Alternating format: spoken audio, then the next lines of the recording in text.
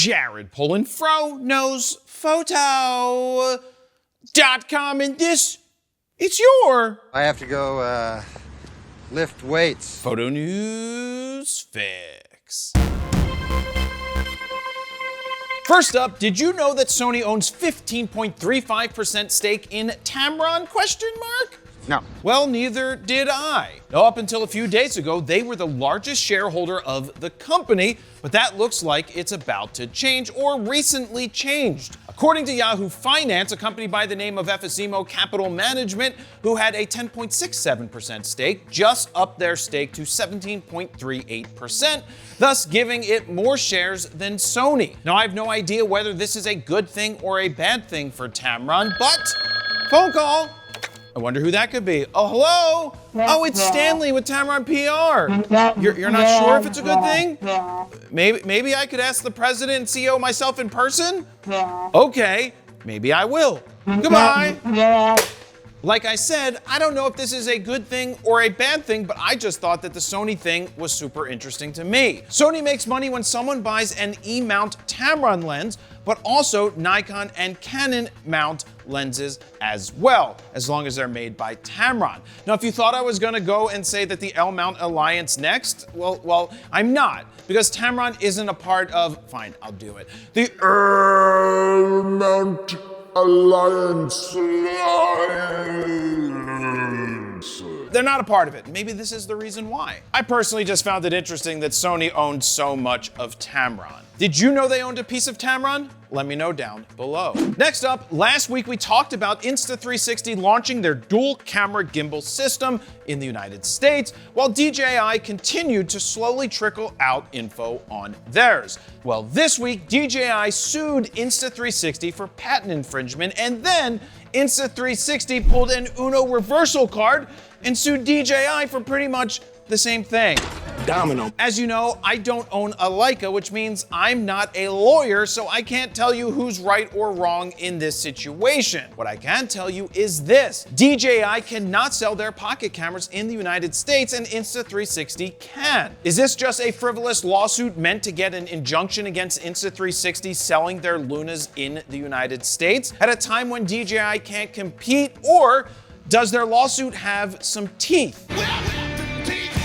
In my complete and total uneducated opinion on the matter, can one company own and control an entire segment of camera, or can another company come along and make changes but still have similar functionality with tweaks? If one or the other blatantly stole and copied to the T a patent, that's one thing, but if they came out with a competitor and the one company doesn't like that because it will eat into their bottom line, well, Homie, don't play that. who do you think's in the right and who do you think's in the wrong on this one? Let me know down below. This fix is brought to you by my Saturday, July 18th, 2026 boot camp right here in Philly. There are only 8 spots remaining, and I'd love to see you here for an 8+ hour day of hands-on learning, shooting, critiquing, eating, I love pretzels, and fun. Now here's a few testimonials from photographers who attended the last boot camp. Terrific day with Jared. We had a great opportunity to shoot a lot of different scenes. And just overall fantastic experience. It helped with my exposure and compositions. I feel like those are the things that are most important. Basically what you know and just take it just up a little bit that much better. Just a lot of great lessons learned, and definitely well worth the time. To lock in your spot and to learn more, head on over to bit.ly/July18Fro, and I hope to see you here. And finally, might Canon be working on not one, but two you lenses? Now, according to Canon rumors, the answer to that question is a resounding yes. I mean, they used the language Canon is going to be announcing in their recent post, followed by an RF 24-70 f2. Now, I've said it a million times before, I moved to Canon years ago for the 28-70 f2, and I'm glad I did.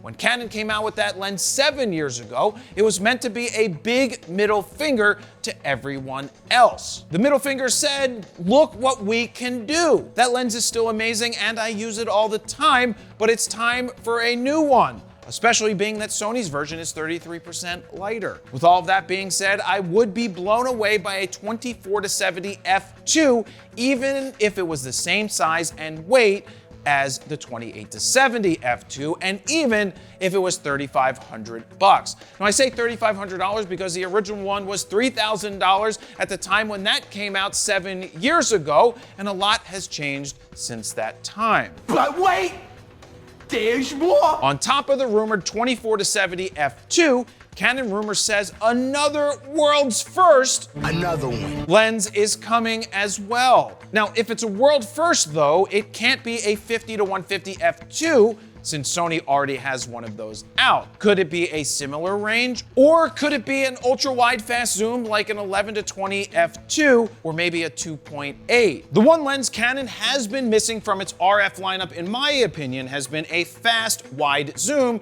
or should I say an ultra-wide fast zoom. Sure, there's a 10-20 f4, but I want something even better, even if it's bigger and more expensive.